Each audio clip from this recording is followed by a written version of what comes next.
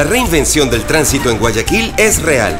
Los 20 primeros buses eléctricos son reales. Los sensores para monitorear apertura de puertas y los botones de pánico en los buses son reales. Las cabinas y los equipos técnicos de la aerovía llegaron desde Francia y son reales. Las 150 nuevas rampas en buses especiales para pasajeros con discapacidad son reales. Cumplimos lo que hemos prometido, pero iremos más allá. Esto es real. ATM, en coordinación con la Alcaldía de Guayaquil. Bienvenidos todos, muy buenos días. Yo soy Anderson Boscán desde la República y Amazonas en Il Barista. Esto es News and Coffee, el espacio de entrevistas de La Posta para revisar la coyuntura política y la actualidad nacional. Hoy lunes 21 de enero del año del Señor 2019. Un agradecimiento especial a las marcas que nos acompañan. Hyundai, que viene con nosotros a hacer periodismo independiente desde el principio. Il Barista, donde nos preparan el café de la mañana. Carlos, ¿qué tenemos esta mañana? Un capuchino típica, leche entera. No te pongas nervioso, Carlos. Es porque estamos complicados los venezolanos ahora, ¿no? ¿Qué te puedo decir? Ya hablaremos de eso. Cooperativa Andalucía y su tarjeta de débito que nos ayudan a pagar el consumo para que Carlos no se ponga enojado. Y por supuesto la ATM de Guayaquil, que se suma al club de marcas que apoya el periodismo independiente. Día importante en la República, revisamos los hechos, que son bastantes.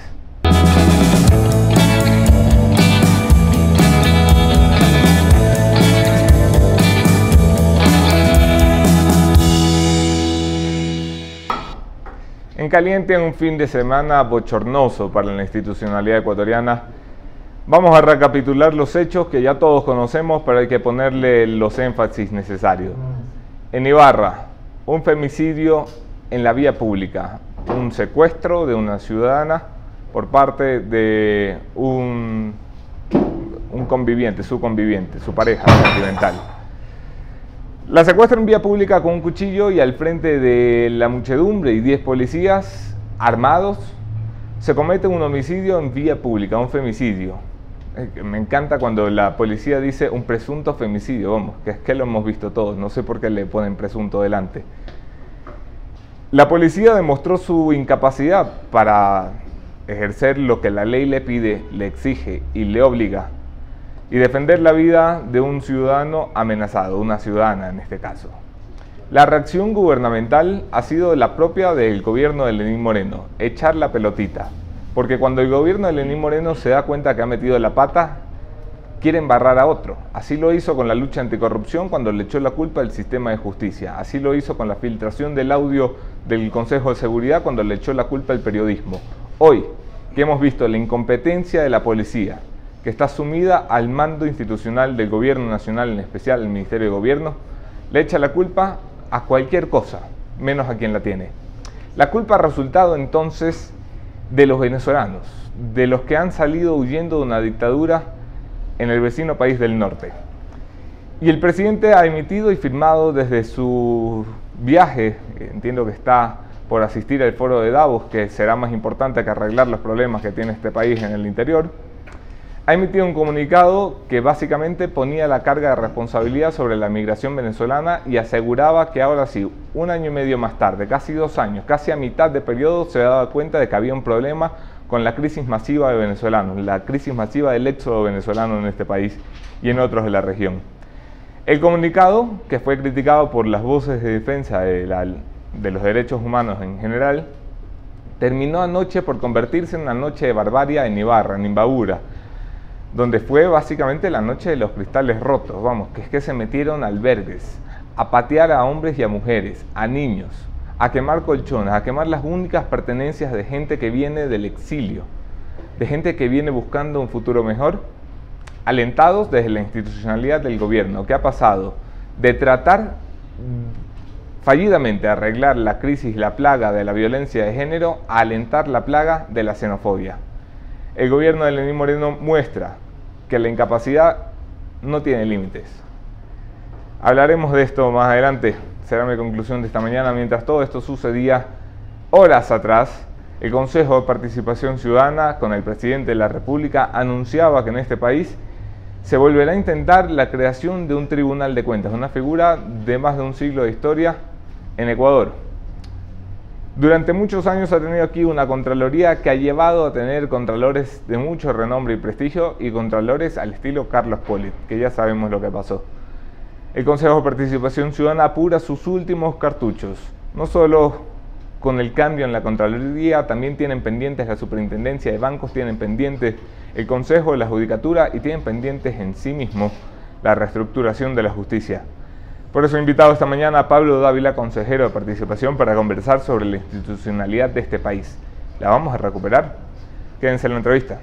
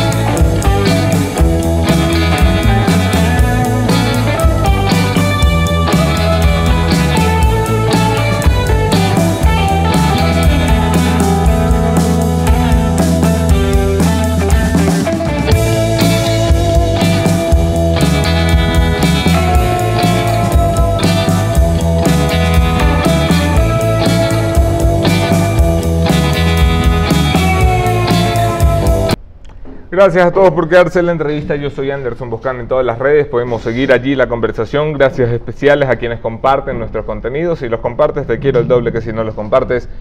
Bienvenido, consejero Pablo Dávila. Qué gusto tenerlo acá. Anderson, buenos días. Muchísimas gracias por la invitación. Vamos a hablar de la institucionalidad de este país, pero quisiera comenzar por una referencia puntual a los hechos que hemos vivido en las últimas 24 horas en el Ecuador. Usted es un representante de una de las instituciones mejor valoradas de este país, el Consejo de Participación Ciudadana. Su voz es importante. ¿Cómo reacciona ante los hechos de violencia que se han suscitado la noche que nos antecede en Ibarra? Yo creo que lo primero que nos corresponde a todos los ciudadanos, a todos los ecuatorianos, es solidarizarnos con las víctimas de este suceso y lamentar profundamente las pérdidas que han sido ocasionadas por la violencia en el Ecuador. Me parece que el principal mensaje es que las autoridades públicas, todas las autoridades públicas, estamos obligados a reflexionar sobre estos temas con prudencia. Es muy desafortunada las declaraciones que se hicieron, me parece que el día sábado en la noche, poniendo en el tapete la responsabilidad de estos actos en la nacionalidad de las personas, lo cual es, desde mi punto de vista, un absurdo. Eso no se puede dar, genera reacciones de violencia que desenfocan el problema central. La violencia contra la mujer es un problema de machismo. El machismo no tiene una nacionalidad y creo que todos los ecuatorianos estamos obligados de una vez por todas a enfocar estos problemas y a tratar de solventarlos. Otro elemento fundamental que de hecho se une a la reflexión sobre la institucionalidad está en el rol que tiene la policía, el rol que tienen las autoridades, en qué medida nuestras autoridades están debidamente capacitadas para reaccionar como debían reaccionar en una circunstancia inminente de riesgo como la que todo el país testificó el día sábado. Parece que todos estos elementos son muy importantes y creo que las autoridades públicas estamos obligadas a poner el control donde se debe poner el control. No se pueden hacer valoraciones y generalizaciones como las que se hicieron, que desafortunadamente provocaron más caos del que ya teníamos entre las manos. Avanzamos al tema que nos ha convocado esta mañana a reunirnos en esta entrevista, Pablo, y es la creación de un tribunal de cuentas que no tiene contento a muchos. De hecho, estuvo aquí el doctor Ramiro García el viernes último y me decía, Anderson, es que esto es volver al Ecuador de hace 100 años. 1927 fue la creación del Tribunal de Cuentas en este país, perdón, de la Contraloría General después de tener un Tribunal de Cuentas en este país. Casi 93 años retrocedemos con la decisión del Tribunal de Cuentas. ¿Por qué apostarle a una figura como esa? A ver, nuevamente, yo creo que el éxito de una sociedad que se construye sobre la base del análisis técnico y el debate está en excluir, como decíamos hace un momento sobre el otro tema, Anderson, las generalizaciones. Ese comentario yo creería que tiene todo el sentido del caso si es que estaríamos pensando regresar a la figura específica de 1927, o si es que estuviéramos pensando en volver a la estructura del Tribunal de Cuentas que existía en el Ecuador desde 1860 y pico. Definitivamente esa no es la intención, porque no tendría sentido, y creo que las personas que estamos en el Consejo hemos demostrado la prudencia suficiente y el análisis jurídico técnico necesario para darnos cuenta que esa no es la salida. El anexo 3 de la consulta popular ordena, nos manda a nosotros como Consejo de Participación Ciudadana a tratar de optimizar todas las instituciones en pos de mejorar el control en el Ecuador. Lo que nosotros hemos valorado es que en el caso de la Contraloría General del Estado es imprescindible diversificar la responsabilidad.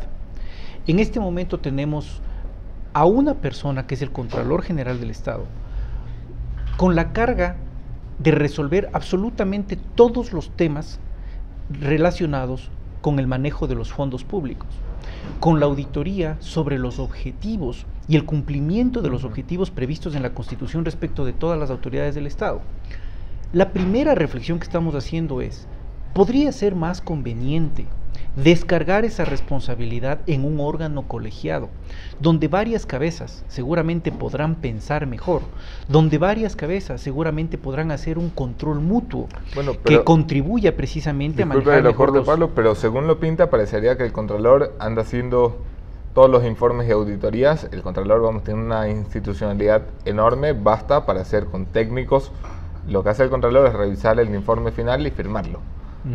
Básicamente ya tenemos una institución que permite que muchas cabezas piensen en el control de cuentas en este país, que es la Contraloría. Hay un Contralor que firma los informes finales, pero estos son trabajados con equipos de auditoría en territorio y aquí en Quito.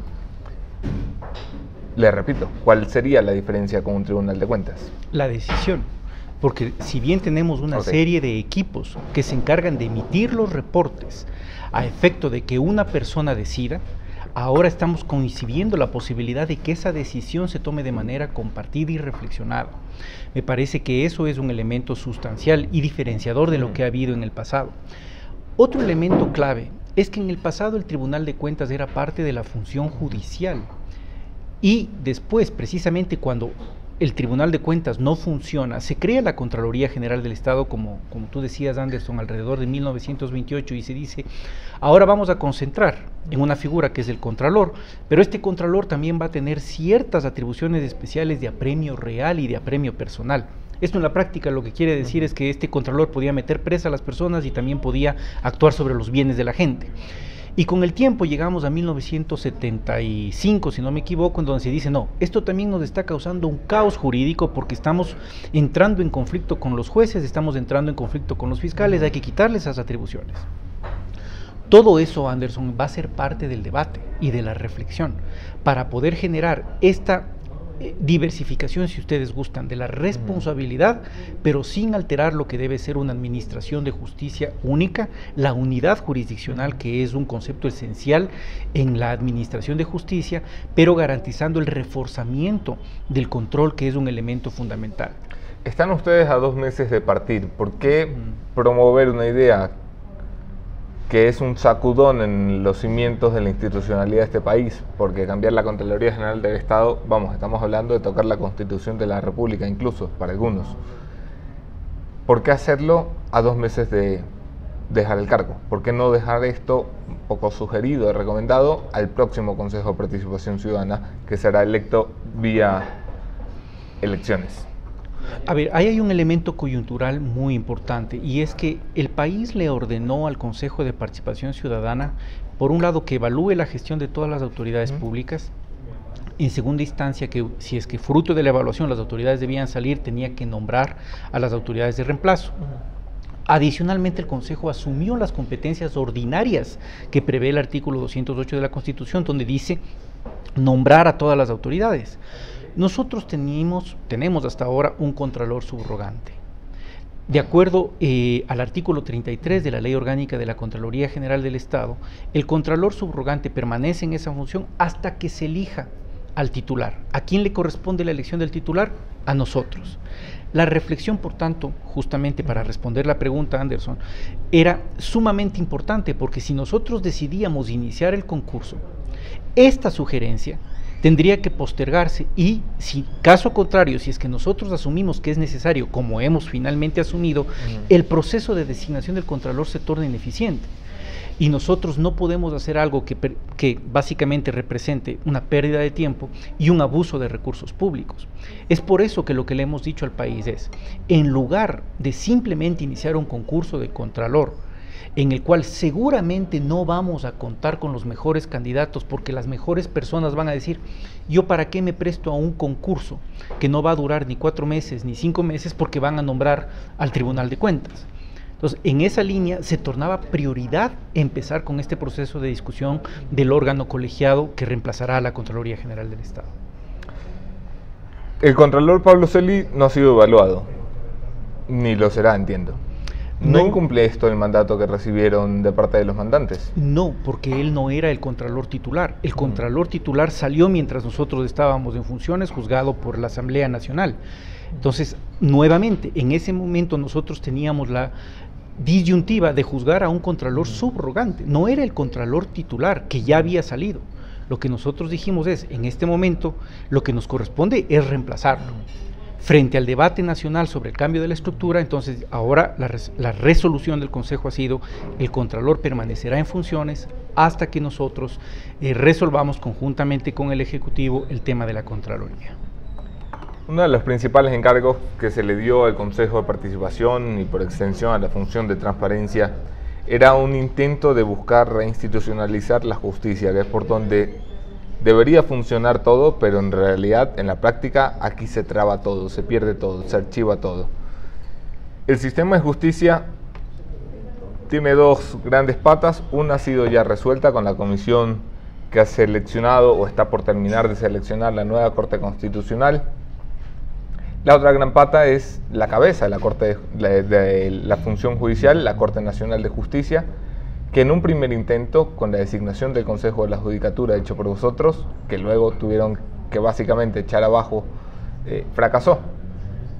Antes de que ustedes entren en el poder, ¿vamos a tener un inicio en la reestructuración de la justicia? Se lo pregunto porque nadie está muy seguro que el Consejo de la Judicatura vaya a terminar posesionado esta semana.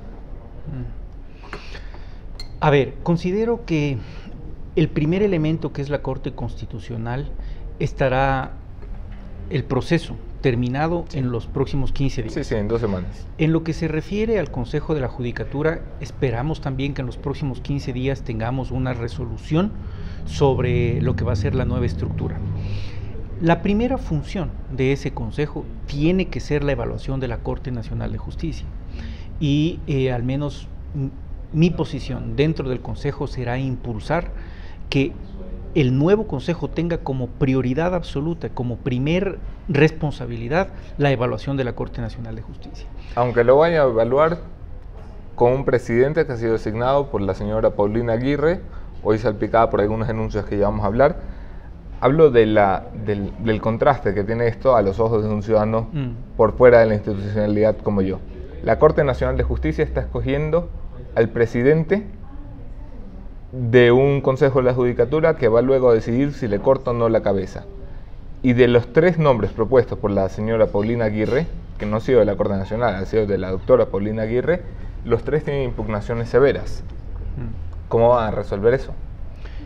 Bueno, claro está que no puedo pronunciarme sobre el resultado de las impugnaciones, porque ese proceso ¿Qué opciones están sobre la mesa? Quiero saber. Nosotros, como el país conoce, al inicio de este proceso de integración del nuevo Consejo Nacional de la Judicatura, en uso de las atribuciones, les pedimos a las autoridades que reflexionen sobre los nombres que nos han enviado, que nos enviaron en ese momento, para lograr una integración lo más saludable posible para el proceso de reinstitucionalización. Pero una vez hecho eso, lo que nos correspondía a nosotros era continuar con el proceso, que es lo que hemos hecho. Ahora estamos en una fase de impugnación. Los 3 nombres que mandó la terna de la Corte Nacional de Justicia, los 3 están impugnados. Las impugnaciones fueron este viernes y ahora nos corresponde a nosotros como Consejo valorar el contenido de esas impugnaciones y sobre esa base tomar la decisión de la integración del Consejo. Lo que yo le puedo asegurar al país nuevamente, en función de lo que el Consejo ha hecho en el pasado y a título personal, es que todos los elementos de juicio que han sido puestos en la mesa sobre la actuación de la terna y de todos los miembros, de todos los candidatos al Consejo Nacional de la Judicatura, deberán ser evaluados con el mayor detalle posible para lograr que la integración del nuevo Consejo le dé la mayor garantía al país. Indudablemente todos quisiéramos al menos tener un órgano que sea lo más independiente posible. La actual estructura del Consejo, la nominación por parte de la Corte Nacional de Justicia, ¿nos garantiza eso? No necesariamente. Y las observaciones que, Anderson, tú acabas de plantear en este momento las tenemos todos. Pero esa es la magnitud de la crisis institucional que enfrenta el país. Nosotros tenemos que hacer el esfuerzo por tratar de corregir en lo posible todo lo que tenemos de este momento en nuestras manos. Y ese esfuerzo, al menos yo puedo decirle al país que lo vamos a ejecutar de la mejor manera. El reglamento no contempla qué puede pasar si los 3 nombres de una terna son impugnados y las impugnaciones tienen vía libre o luz verde por parte del Consejo. Solo por curioso, ¿ya tienen claro cuál sería el escenario en caso de que los 3 nombres impugnados de la Corte Nacional de Justicia realmente sean válidas esas impugnaciones? ¿El proceso volvería a cero? ¿Se volvería a pedir una terna a la Corte Nacional de Justicia por tercera ocasión? ¿Cuáles son un poco los escenarios en caso de que algo así suceda? En caso de vacíos en el mandato, le corresponde al Consejo cubrir esos vacíos y por tanto somos nosotros los que tendríamos que decidir qué es lo que va a pasar. Pero en esencia, si es que la terna es rechazada precisamente porque todas las impugnaciones tienen algún elemento de juicio que justifique esa decisión, en mi opinión deberíamos hacerlo tal como hemos procedido en otros casos. Se me ocurre la devolución de las ternas enviadas al presidente de la República cuando consideramos que la terna completa no ha cumplido los requisitos o las impugnaciones las descalifican. Tendríamos que hacer exactamente lo mismo. Lo que el país debe saber es que el presidente del Consejo de la Judicatura sale de esa terna en particular. Entonces eso una vez más nos pone en una circunstancia sensible. Pero aquí hay 2 elementos con los cuales el Consejo tiene que jugar. Hay una urgencia, hay una inminencia en la integración del Consejo de la Judicatura. Ese es un elemento clave porque el país también demanda una institución que actualmente responda a las necesidades de corregir los problemas administrativos en lo que es la función judicial. Pero por otro lado, no por esa urgencia vamos a dejar o vamos a dar paso a una integración al apuro cuando nuestra voz es la voz de la participación ciudadana y del control social. Si es que ese control social, a través de las impugnaciones, demuestra que esa terna tiene que caerse, pues tendrá que caerse. Clarísimo está entonces. Este país llegó a tener 14 instituciones en subrogación de funciones o designados encargados. ¿Cuál es el saldo que va a dejar el Consejo de Participación Ciudadana cuando se lo entregue al que salga de las urnas en marzo de 2019? Todas las autoridades titulares en función. ¿Todas? Todas las que nos corresponde. Actualmente es correcto, tenemos autoridades que están en tránsito. Sin embargo, yo creo que hasta abril de este año nosotros habremos culminado con todos los procesos. No hay un solo proceso, Anderson, que no se haya iniciado. Todos están en marcha. Y creemos, según los cálculos que tenemos, obviamente el mayor detalle posible, con días muy bien definidos para todos los procesos en función de los mandatos, nosotros esperaríamos que hasta mediados de marzo, tercera semana de marzo, hayamos terminado con todo lo que está pendiente. Además de reinstitucionalizar este país, cuando se escogió el Consejo de Participación Ciudadana, sobre todo con nombres ilustres, se generó la expectativa en el Ecuador de que este Consejo, además de quitar y nombrar funcionarios de alto nivel, iba a ser un pilar de la lucha anticorrupción. ¿Usted cree que han cumplido con eso? Creo que en el tiempo que hemos tenido y con relación, haciendo un análisis comparado de todas las atribuciones que nos han dado, hemos cumplido. Si es que uno proyecta esto en función de la expectativa ciudadana, seguramente hay muchas cosas por hacer todavía, no lo dudo, pero yo solamente le pediría a la ciudadanía que considere que nosotros hemos tenido 14 meses para cambiar 28 autoridades de más de 15 instituciones, evaluarlas a todos en procesos absolutamente delicados, tratando de por primera vez en los últimos 12 años dejar un precedente de respeto al Estado de Derecho, incluso respecto de todas aquellas personas que abusaron y pisotearon el Estado de Derecho en los últimos 10 años.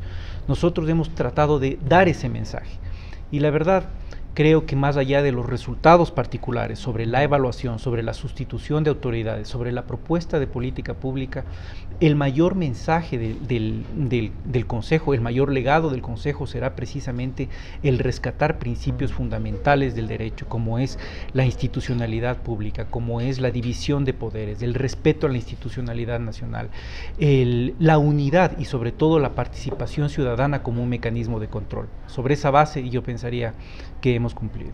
Hablando de la división de poderes y de respeto a la separación de las funciones del Estado, para muchos fue un mensaje bastante decidor el hecho de que el Consejo, cuando estaban en pleno debate de qué hacer o no hacer con la Contraloría General del Estado, decidiera pronunciar su decisión en conjunto con el presidente de la República, como si buscara el permiso o el apoyo de la función ejecutiva. ¿No fue un mensaje errado ese? Yo creo que se leyó inadecuadamente el mensaje, pero sobre la coyuntura del anuncio conjunto, porque nadie le está pidiendo permiso al Ejecutivo, ni ellos nos están pidiendo permiso a nosotros. Lo único que hicimos, como manda la Constitución a todas las entidades del Estado, es coordinar. El presidente había anunciado una semana antes el diálogo nacional, y dentro del diálogo nacional poner como prioridad la lucha anticorrupción y la reinstitucionalización pública. ¿Quién es la autoridad competente de la reinstitucionalidad y la lucha contra la corrupción? Nosotros. Entonces lo que hicimos es decirle, señor presidente, si usted va a convocar ese diálogo, nosotros somos quienes podemos aportar en este proceso. ¿Y cuál es el tema más importante que estamos en este momento, en esta coyuntura en el Consejo? La Contraloría. Así que un anuncio conjunto para discutir hacia dónde debe caminar la Contraloría no es más que un acto de coordinación y de eficiencia, que es otro de los principios fundamentales que debe regir la administración pública. Eso no quiere decir bajo ninguna circunstancia que uno de los poderes va a incidir en el otro para tratar de imponer una posición. Al menos con nosotros eso no va a pasar, y tampoco va a pasar que queramos imponer al Ejecutivo nada. En un país donde el único preso de alto nivel es Jorge Glass, que cayó por el peso de sus propias fechorías, donde la mayoría de los corruptos están prófugos o en plena libertad, donde hay corruptos que son atrapados por el sistema de justicia y se fugan mandando un mensaje de WhatsApp y dando las gracias, como Fernando Alvarado, a quien todavía no saben ni siquiera por dónde empezar a buscar después de prometernos un despliegue al estilo Hollywood. En un país donde el presidente anuncia cada 15 días lucha anticorrupción, y en un país donde el único dinero que se ha recuperado o está por recuperarse es el que muy buenamente el señor Tomislav Topic va a devolver por voluntad propia. ¿Usted cree que los ciudadanos de verdad avalan que en este país hay una lucha anticorrupción? O mejor aún, ¿dónde cree que está el freno para que en este país la lucha anticorrupción no despegue como debería despegar? En el nivel de la crisis que estamos enfrentando. Cuando nosotros hablamos de una corrupción sistemática en el Ecuador, creo que todos podemos entender lo que el concepto representa, pero no podemos deducir todo lo que ello implica en la práctica. Cuando hablamos de crisis institucionalizada, básicamente estamos diciendo que las cabezas, los mandos medios y los mandos bajos están involucrados en una red de corrupción. Y yo pienso que ese es el principal problema que vive nuestro país en este momento. La corrupción no es un problema atado exclusivamente a los últimos 10 años. Sin duda alguna es un problema de muchísimos años más de formación y de educación y de valores en nuestro país.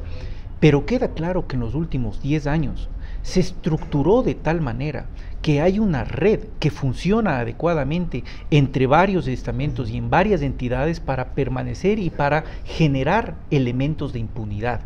Para mí esa es la principal crisis, porque si es que el país cree que el Consejo de Participación Ciudadana transitorio puede restablecer la institucionalidad en un año, está o estamos equivocados. El Consejo ha dado los primeros pasos y yo creo que son pasos esenciales. El presidente dio el paso básico, inicial, que fue la integración de este Consejo para desmantelar esta red estructurada en el pasado. Pero a futuro, cuando nosotros terminemos nuestras funciones, a partir del 24 de mayo de este año, le corresponderá a todas las autoridades que nosotros nombremos, bien, mal o medianamente, hacer un proceso de reinstitucionalización de los mandos medios y bajos.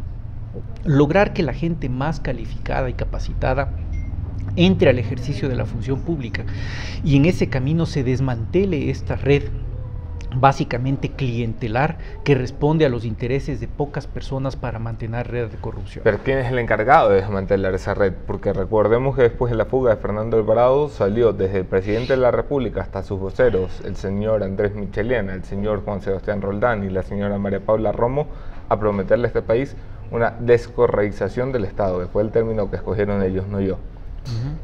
El Ejecutivo lo ha prometido ya, no lo ha cumplido. ¿Quién es el encargado de cumplir con esa purga al interior del Estado? Yo creo que es una responsabilidad de todas las autoridades en funciones. Por eso decía, el Ejecutivo tiene un rol y ellos han anunciado una lucha contra la corrupción. Ellos tienen que cumplir, que ese objetivo responda a las necesidades del pueblo ecuatoriano y ellos de ejecutarlas desde el rol del Ejecutivo. Sin embargo, hay un rol particular muy importante que es el del Fiscal General del Estado. Nosotros como Consejo tenemos la obligación ahora de elegir un fiscal general adecuado, independiente, que logre desmantelar esa red de tráfico de influencias que existe en la Fiscalía y que rescate a todos aquellos fiscales que realmente están comprometidos con un servicio público. Le corresponde a los jueces de la Administración de Justicia y por tanto al Consejo Nacional, al Consejo de la Judicatura, que se encargará de velar precisamente por el ingreso de nuevos jueces, por evaluar con justicia a los actuales jueces y por sancionar a todos aquellos jueces que son precisamente artífices de esta red de corrupción. Por tanto, creo yo que la responsabilidad es compartida entre todas aquellas autoridades que van a ejercer funciones en el futuro. Oiga, ¿y el concurso para la Fiscalía General del Estado se gana cómo? Porque aquí parece que se ganará a punta de ruedas de prensa. Hay dos candidatas fuertes ante la opinión pública, le pongo nombre, Diana Salazar de la UAFE y la doctora Ruth Palacios, encargada de la Fiscalía General, que creen que esto es campaña política, o así nos da la impresión a los que estamos por fuera, que creen que el camino a la Fiscalía General definitiva se labra a punta de ruedas de prensa y a ver quién consigue mejores resultados en el ejercicio de sus funciones, que nada tendrían que ver con el concurso de la Fiscalía. Sí. Para efectos del proceso en el Consejo, las dos personas que has mencionado, Anderson, y cualquier otro candidato tiene que saber que todas esas actividades que están fuera del proceso, para ojos de los miembros del Consejo, no tienen ningún peso. Nosotros lo que vamos a valorar es precisamente los antecedentes, el cumplimiento de los requisitos constitucionales y la no existencia de inhabilidades que prevea la Constitución. Luego de eso, una vez más, se abrirá tal vez la parte más importante de los concursos que nosotros hemos previsto en los mandatos, que es el real control social.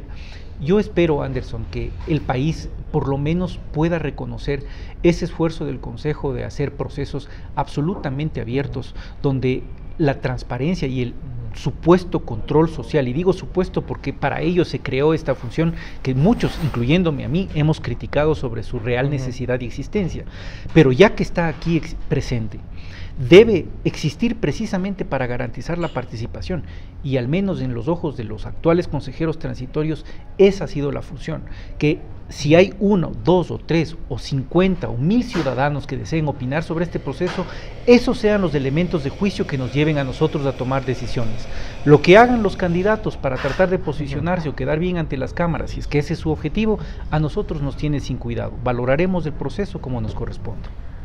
Hubo un momento en el que el Consejo de Participación Ciudadana quería básicamente un hacha sobre la institucionalidad del Consejo de Participación Ciudadana, lo lideraba esa postura Julio César Trujillo, presidente de la institución, y aseguraba que solicitaría al presidente Lenín Moreno una consulta popular para que los ciudadanos decidan la muerte o no del Consejo de Participación, en el que veía él una figura institucional peligrosa.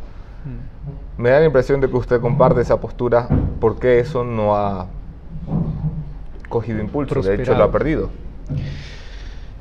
Bueno, sin duda yo comparto que el Consejo de Participación Ciudadana es un órgano, en la forma en que está este rato ejerciendo sus funciones, con las competencias que tiene en la Constitución, de mucho riesgo para la institucionalidad de nuestro país, para el desarrollo de nuestra sociedad. Me parece nuevamente que los ciudadanos, la audiencia tuya, Anderson, estoy seguro ha verificado. Durante 10 años, en el correísmo, el Consejo de Participación Ciudadana no fue más que una herramienta para concentrar el poder y para permitir que se ejecute la voluntad de una sola persona, que era el expresidente de la República. Pero ahora también, si bien el Consejo, como tú mencionaste al inicio de esta entrevista, es una entidad que cuenta con representatividad y con, creo hasta ahora, confianza de la mayoría de ecuatorianos, pero finalmente no deja de ser una institución con un poder muy grande. Y creo que eso tiene que ser definitivamente limitado, porque el momento que las instituciones dependen exclusivamente de las personas, estamos reforzando el problema institucional. Las personas están para servir, y el servicio se da a través de la ejecución de sus competencias, las cuales están limitadas en la ley. Y lo que tenemos de este rato es una constitución y una ley que le otorga a este órgano, integrado por 7 personas, un poder incalculable. Entonces eso tiene que ser limitado y cambiado. ¿Qué va a pasar a partir de mayo cuando nosotros salgamos? El país va a votar por, entiendo que hay 31 candidatos para estas 7 posiciones que nuevamente ejercerán un control muy grande y que no se sabe hacia dónde van a caminar. Ese riesgo hay que eliminarlo. Entiendo que el presidente, y esto es parte de la coordinación, no hubiéramos podido llegar a este punto si es que no hubiéramos hablado adecuadamente con el presidente de la República. Y el presidente, escuchando al Consejo que le dice, deberíamos, tal vez, presidente, caminar en esta línea, dice, me parece bien, yo tengo iniciativa para plantear una reforma constitucional, podríamos plantearlo nuevamente. Eso es fruto precisamente de un esfuerzo de coordinación institucional. ¿El presidente se comprometió a plantear la reforma o dijo que la iba a evaluar y a examinar Creo que lo más importante, y a conversar con la almohada?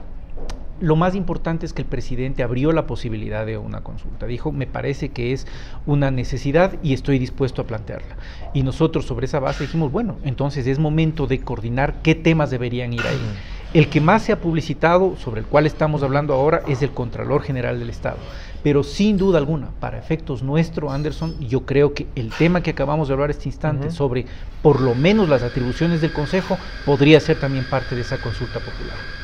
Terminamos en la recta final de la entrevista con el consejero Pablo Dávila. Lucha de corrupción, se habla de corrupción, se mira siempre al Ejecutivo, al Gobierno Central, muy poco a los gobiernos locales, que están igual de plagados o peor que el Gobierno Central, y mucho menos a la Asamblea Nacional, que lleva un año sin poder fiscalizar puertas afuera porque están plagados de fiscalización puertas adentro con la cantidad de delincuentes que se nos han colado en las curules. ¿Cómo se limpia una institución como la Asamblea Nacional, como el Parlamento, como el primer poder del Estado, que es en la que deberíamos confiar la fiscalización del resto de funciones, y lleva un año encerrada mirando a ver a cuál de los suyos pesca infraganti, que es la única forma de purgarse? Creo que este es uno de los temas más sensibles que vive nuestro país, porque la desinstitucionalización en nuestro Ecuador responde en el fondo a una incapacidad de los ecuatorianos de elegir adecuadamente y de la debilidad de los sistemas democráticos, entiéndase muy pragmáticamente, de la elección, del ejercicio del voto. Esto puede parecer retórico, la verdad, pero creo que si nosotros no capacitamos a las personas, si no empezamos a creer que los mejores nombres son los que deben estar en el ejercicio de la función pública, difícilmente vamos a cambiar esto con el tiempo. El ejemplo que tú pones sobre la crisis que se vive en la Asamblea Nacional, una asamblea desafortunadamente obligada a concentrarse en si los asambleístas están, o los asesores de los asambleístas están o no están pagando diezmos, desafortunadamente no nos va a entregar los productos que uno espera de los altos legisladores del Estado, que es reflexionar sobre las apropiadas políticas públicas para generar el desarrollo del Estado. Todos estamos concentrados en el día a día, todos estamos concentrados en los problemas coyunturales de la Asamblea Nacional y no nos podemos concentrar en debatir los problemas de fondo. Pero la solución de eso, yo creo, no es un problema de solución de hoy para mañana. Creo que hay que dejar absolutamente claro que la impunidad es el mejor caldo de cultivo para la corrupción. Hay que aprender a sancionar. Si hay asambleístas corruptos, hay que sancionarlos. Si hay jueces, policías corruptos, hay que sancionarlos. Si hay funcionarios que ven en la función pública la oportunidad para enriquecerse, en vez de ver una oportunidad para servir, hay que sacarlos de la función pública y sancionarlos jurídicamente. Ese es el primer paso para lograr tener efectos en el corto plazo, pero en el largo plazo y en el mediano necesitamos tomar medidas estructurales de fondo que empiezan en casa. Pablo Ávila, qué gusto. Muchísimas Éxitos en la gracias, recta Anderson. final del Consejo de Participación. No bajen la vara de lo alto que le han puesto. Muchísimas Y gracias. con ustedes, mi conclusión de esta mañana, el punto final, apuramos el fin del programa.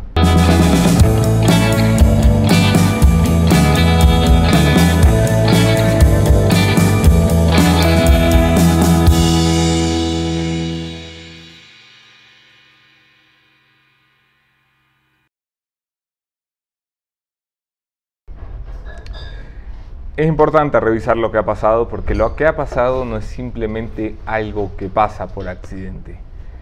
Lo que hemos vivido en las últimas horas con un femicidio público, el segundo de notoriedad pública en una semana, hablo por supuesto del asesinato de Diana en Ibarra después de la violación de Marta en Quito, nos debe llamar a una reflexión profunda. Y sí que podría cargarme ahora contra la incompetencia del gobierno, que es que hay para escoger. Un gobierno que para solucionar las cosas mide qué tanto hay una tendencia o no en Twitter. Un gobierno que reacciona a punto de comunicados en redes sociales, mal escritos por cierto, mal enfocados por cierto, alentando la xenofobia por cierto. Un gobierno que cree que solucionar los problemas es cortarle la cabeza a los mandos medios y bajos, como hicieron cuando se fugó Alvarado, que la culpa era del grillete y salieron por allí un par de subsecretarios. Al verdadero responsable, el señor Paul Granda, lo premiaron dándole la presidencia al directorio del IES, porque así es como el gobierno asume las responsabilidades. Ahora que la responsabilidad está dentro de la Policía Nacional, bajo dirección inmediata del Ministerio de Gobierno y del Gobierno Nacional, la culpa es de los policías que no actuaron, de la gobernadora de la provincia, del jefe zonal de policía, mandos medios nuevamente. La culpa es de los venezolanos que han venido huyendo de una dictadura y a los que 2 años después se dan cuenta que hay que ponerle orden. Y es verdad que a la migración hay que ponerle orden en todos los sentidos. Lo que no hay que hacer es aprovechar una responsabilidad del gobierno para intentar echarle la culpa a gente que viene huyendo de una crisis. No piensen que solucionen así sus claras incompetencias. Y aunque podría pasar todo el día retribuyendo y recriminando las incompetencias notorias del gobierno, en realidad quiero aprovechar este espacio para hacer un llamado a los ecuatorianos que conozco porque me siento uno de ellos, a los ecuatorianos que han demostrado en mi tiempo de permanencia en este país que son un país de bien, un país de gente que abraza a los extraños como propios, un país de gente que recibe a los demás como fueron en algún momento recibidos, un país de gente que se preocupa por lo que está sucediendo en Ibarra y como lo dije ayer, aunque los xenófobos hacen más bulla y firman comunicados de gobierno, la gente noble en Ecuador hace mayoría y eso es lo que importa. Nos veremos aquí mañana, otro tema, otro entrevistado, mismo entrevistador. Soy Anderson Buscantes de Ilbarista.